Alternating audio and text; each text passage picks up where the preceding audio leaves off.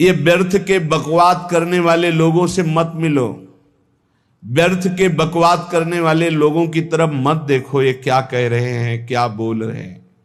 और तुम भी व्यर्थ का बकवाद मत करो। अपने समय को कीमती मान करके निरंतर प्रिया प्रीतम का नाम जप करो, उनकी गुण लीला गाओ, उनकी सेवा में रहो। कभी प्रपंच की बातें, कभी प्रतिष्ठा का चिंतन, कभी नाना प्रकार के मान सम्मान का चिंतन, ये घुसने ना पावे हृदय में। बहुत सावधान रहना चाहिए साधक को। ऐसी बातें देखो मत, ऐसी बातें सुनो मत जिससे तुम्हारा हृदय उद्विग्न होकर प्रभु का चिंतन छोड़ दे। बंद करो अभी। अन्य लोगों के संग का त्याग कर दो, जो भगवत विमुख वार्ता करते हैं, संत निंदा करते हैं, दूसरों की निंदा करते हैं। कुछ हाथ नहीं लगता, ये लोग दुर्गति को प्राप्त होने वाले हैं। भक्तन निंदा अति बुरी भूल करे जिन कोय, किए सुकृत बहु जन्म के छिन में दारे खोए। पर निंदा के किए ते नहीं आवत नहीं कछु हाथ, मूर्ख पर्वत पाप को ले चल अपने साथ। तो अलम कश्यापि संगत्या, ऐसा संग मत करो जिनके पास बैठने से भक्त निंदा, जन निंदा, भगवत निंदा हो। ऐसे से दूर रहो। अलम बंद कर दो ऐसे लोगों का संग। रात दिन हम श्यामा श्याम का नाम जप करेंगे, श्यामा श्याम के लीला गुण गाएंगे, श्यामा श्याम के ही धाम का शोभा का चिंतन करेंगे। जब तुम अपना जीवन श्यामा श्याम के चरणों में न्यौछावर कर दोगे तो पूरा भार श्यामा श्याम ले लेंगे और तुम्हारे हृदय में मस्ती आ जाएगी। जो ऐसा निश्चयी होता है, दृढ़ निश्चयी, उसके अंदर दृढ़ विश्वास, तो उसके हर समय भगवान की स्फूर्ति होती रहती है। भारी प्रतिकूलता में भी भगवान का सानिध्य अनुभव होता है। वो अनुकूलता में तो भगवान के दुलार को देखता है, लेकिन प्रतिकूलता में भगवान की विशेष कृपा को देखता है। ये संयोग, ये वियोग, संसार की ये द्वंद्वमयी वृत्तियां भक्तों के हृदय में नहीं चुभती। आए की हुज्जत नहीं, गए की तलाश नहीं, क्योंकि नित्य संयोग भगवत स्मृति के प्रभाव से प्रभु का रहता है। शोक, विषाद बहुत ध्यान देने योग्य विषय है।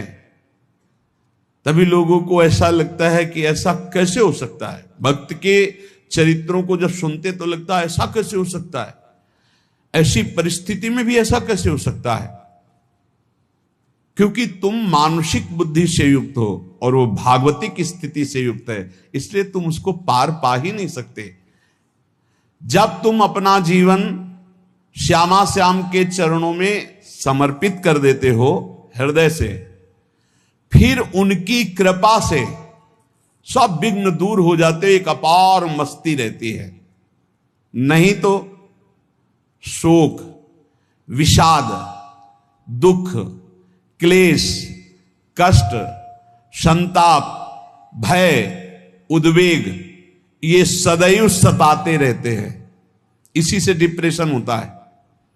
बार बार नकारात्मक चिंतन, शोक, विषाद, दुख, चिंता, क्लेश, संताप, भय, उद्वेग, यही पूरे मानसिक स्तर को नष्ट कर देते हैं। उत्साहहीन जीवन हो जाता है।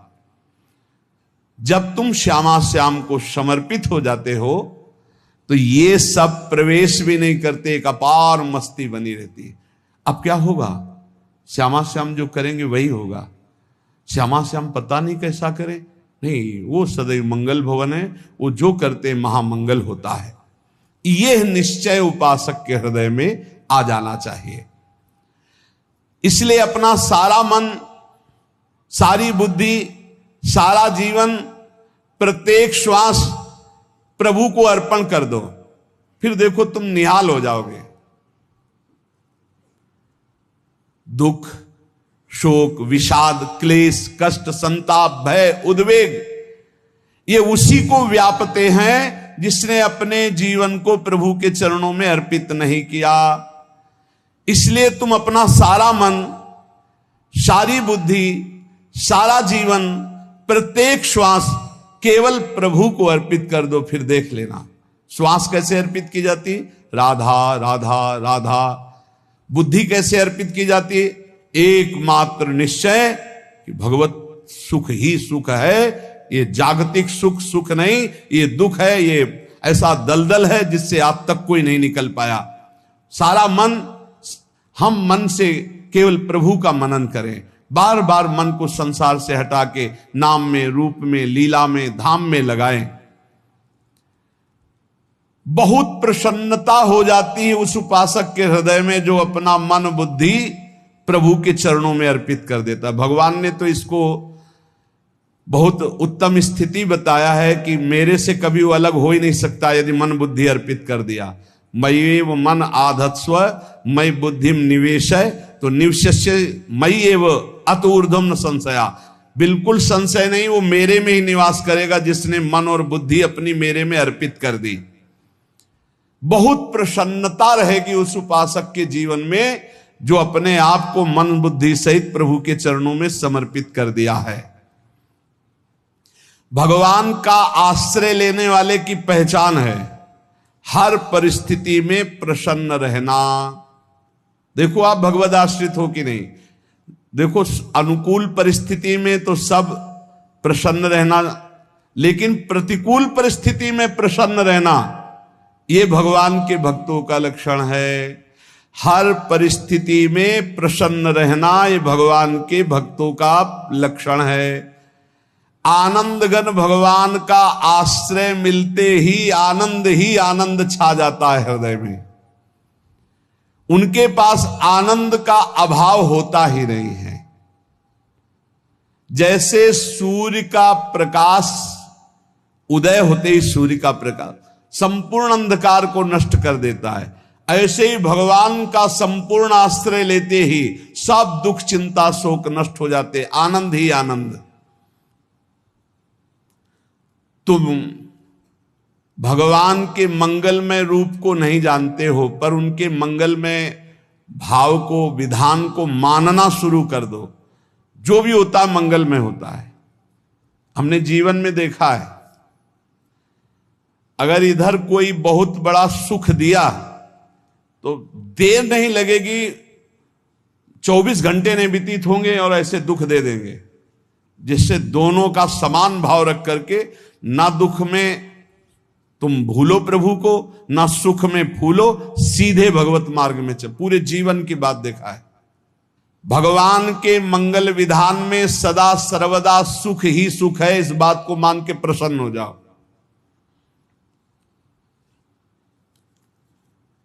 जब भगवान का भजन करने वाले की तन्मयता बढ़ती है भजन में, तो द्वेषी जन अपने आप तैयार हो जाते हैं। भक्त कभी किसी से द्वेष नहीं करता, अपने आप वो द्रोह करने लगते। तो नरसिंह मेहता जी से बहुत गांव के कई लोग थे जो जलते थे, ऐसे जलते थे कि अब क्या करें, कैसे मिटा दे नरसिंह मेहता जी को। अब उपाय तो मिल नहीं रहा था। तो एक दिन संतों की मंडली आई और उन्होंने कहा कि हम रास्ते में कोई चोर आदि धन ना ले ले, इसलिए यहां से किसी की हुंडी चलती है क्या द्वारिका में? पहले ऐसा था। बोले हाँ हमारे यहां बहुत बड़े सेठ हैं नरसिंह मेहता जी, पर आप कहोगे वो मना कर देंगे। कई बार कहोगे, अगर वो स्वीकार कर ले तो वहां। और उनका लक्ष्य था कि नरसिंह मेहता जी की तो खाने की भी सुविधा नहीं थी, हुंडी कहां की बात आई। उनका था कि जब वो ना कहेंगे तो संतजन नाराज हो जाएंगे, अगर हाँ कह दिया तो वहां हुंडी चुकेगी नहीं, तो संतजन अपने आप इनको शाप दे देंगे, अपराध बन जाएगा, ये नष्ट हो जाएंगे। संतों को भेजा नरसिंह मेहता जी ने, सबकी दंडवत की, चरण पखाड़े। तो उनका ये इतना रुपया है, द्वारिका में साधु सेवा हम करेंगे, वहां तुम्हारी हुंडी चलती है तो आप अरे उनका आप कहाँ भूल रहे हो, यहाँ खाने की भी व्यवस्था। बोले हमें सब पहले से बता दिया गया कि आप मना करोगे, बार बार मना मत करो, हमें पता है। तो उन्होंने ठाकुर जी की तरफ देखा, बोले क्या लीला है प्रभु, संतों से हम क्या कहें, ये ले रुपए। उस समय स्वर्ण की मोहरें चलती थी, बेच के बाजार से खूब उन संतों को पवाया, उन्हीं संतों की सेवा की। और उनका अपने सेठ का नाम तो बताओ जहां हमें जाके हुंडी मिलेगी। सेठ, सावल सा सेठ। संत जन गए वहां, पूछा कि नरसिंह मेहता जी का जिन सेठ से परिचय, उनका नाम सावल सा सेठ, उनकी गद्दी कहां है? तो जो कुछ भक्त थे वो द्वारिकाधीश की तरफ संकेत करते कि वही हैं। बोले नहीं नहीं, वो सेठ है, उनकी गद्दी चलती। पूरी बाजार में कहीं कोई। अब संत जन एकांत में होकर के बहुत विचलित हुए, क्या हमारे साथ धोखा हुआ? नरसिंह मेहता जैसा संत क्या धोखेबाज हो सकता है? देखो, संशय तो बहुत विचित्र होता है। बड़े बड़ों को संशय हो जाता है। जब भगवती सती जी को संशय हो गया, राम जी को हे खग हे मृग हे मधुकर श्रेणी ऐसा पूछते हुए कि सच्चिदानंद कैसे हो सकते, तो किसी को हो सकता है, क्योंकि वो बुद्धि की अधिष्ठात्री देवी है। जो ही उनके मन में ऐसा आया कि क्या हमारे साथ धोखा हो रहा है, इतने में ही देखा जय हो सावल सा सेठ की। वो कहा सावल सा सेठ, तो देखा बढ़िया मुनीम जी उनके साथ, तो सेठ बस्ता लिए हुए मुनीम जी, सरकार इधर से चलो। तो उनका सावल सा सेठ आपका नाम है? संतों ने कहा। बोले हाँ। बोले नरसिंह जी? हाँ। बोले आपकी हुंडी आ गई है। हुंडी एक कागज में लिखा कि ये हमारे सेठ जी को दे देना। वैसे लोग मुझे माखन चोर कहते, कोई कुछ कहता, लेकिन आपने सेठ बना दिया। जब आपने सेठ बना ही दिया तो आप कभी परवाह मत करना तुम। और ये सेवक आपकी सेवा में सदैव तत्पर है। भगवान ने ऐसा लिखा। जो भगवद आश्रित है, एक बार ये चलता रहता है, जो संत जन होते हैं उनके विरोधी अपने आप बन जाते हैं। किसी से कोई मतलब नहीं, अपने आप विरोधी बन जाते हैं। कबीरदास जी का पूरी काशी में यश था। भजन करने वाले महापुरुषों का यश बढ़ता है जब, तो जो भजनहीन होते हैं उनके हृदय में जलन पैदा हो जाती है और वो उनको विविध प्रकार से फंसाना चाहते हैं, उनको कष्ट देना चाहते हैं। तो कबीरदास जी के यश को धूमिल करने के लिए कुछ ब्राह्मणों ने एक रचना रची। मुड़ मुड़ा के कबीरदास जी के शिष्य बन करके पूरी काशी के सब आश्रमों में निमंत्रण दे आए। कल भंडारा है, संत सेवा है, सबने स्वीकार किया। कबीरदास जी अपनी दिनचर्या करके निकले तो संत मंडली आने लगी। बोले कै बजे सेवा है? साधु सेवा। बोले कौन सी साधु सेवा? बोले कल आपके शिष्यजन निमंत्रण दे के आए, पूरी काशी के सब संत आ रहे हैं। कबीरदास जी ने कहा यहाँ तो एक की भी व्यवस्था नहीं, पूरी काशी के संत आ रहे। अच्छा, समझ में आ रहा है, लीला बिहारी तुम लीला करना चाहते हो। गए अपना निकल गए गंगा किनारे, एक झाऊ के नीचे बैठकर अपना भजन ध्यान में मगन है। 11-12 बजे तो उन्होंने देखा संतों की मंडली, काशी तो बहुत। कबीरदास जी ने देखा कि आश्रम की, तो बोले पता नहीं क्या होगा, चलो चलते हैं। तो ऐसे गमछा वस्त्र करके ऐसे डालकर मुंह ढक करके, वहां बड़ी बड़ी पंगत लगी थी। कबीरदास जी सबको पाओ जी पाओ। कबीरदास जी के रूप में स्वयं भगवान पाओ जी। कबीरदास जी ने कहा अच्छा, जब स्वामी परस रहे तो हम भी बैठ के पा ले। तो जब उसी पंगत में बैठ गए अपना कपड़ा ढक करके, और जब मोहरे की दक्षिणा दे रहे थे सब लोग कि वाह कबीरदास जी ने आज तो साधु से। सबको जब कबीरदास जी के सामने आए तो ऐसे मुंह ढके, बोले देखो जो मेरा होता है उसे मुंह छुपाना नहीं पड़ता, मुंह ढकला नहीं पड़ता। लो दक्षिणा, तुम भी दक्षिणा लो। कबीरदास जी को कबीरदास जी दक्षिणा दे रहे, और वो कबीरदास जी है भगवान, और ये पाले वाले कबीरदास जी है भगवान के जन। कभी भगवान अपने, अरे जमाने जोर लगा ले, कितना जोर लगाएगा, भक्त और भगवान का झंडा कभी न झुकने पाएगा। बिल्कुल चिंता शोक भय उद्वेग रहित जीवन भगवद आश्रित। तुम भगवान के मंगल विधान में सदा सर्वदा प्रसन्न रहो। अब ये विचार कर लो कि भगवान जो करेंगे तुम्हारा मंगल करेंगे।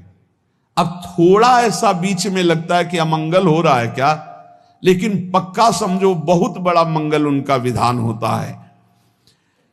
बहुत ही उत्तम मंगल होता है भगवान के शरणागत का। भगवान हमारे विचारों वाले नहीं हैं, हमारे विचार प्राकृतिक है, भगवान के विचार चिदानंदमय हैं। वो अपने विचार से हमारा मंगल करते हो, हम अपने विचार से मंगल चाहते हैं। भगवान के विचार से मंगल ही हमारा होगा, इसलिए कभी हमको चिंता शोक भय नहीं करना चाहिए। भगवान की ओर से कभी तुम्हारे लिए ऐसा विधान नहीं होगा कि तुम दुखी हो जाओ, बस तुम्हारी सोच हो सकती है, उसका परिणाम बहुत मंगल होगा। जगत की ओर से निराश हो जाओ, किसी से आशा मत रखो, फिर आप देखो आपका जीवन कैसा आनंद में व्यतीत होता है। ये जो जगत की आशा है यही दुख प्रदान करती, सच्ची जगत की आशा ही दुख प्रदान करती है। अगर जगत से कोई संबंध न रखा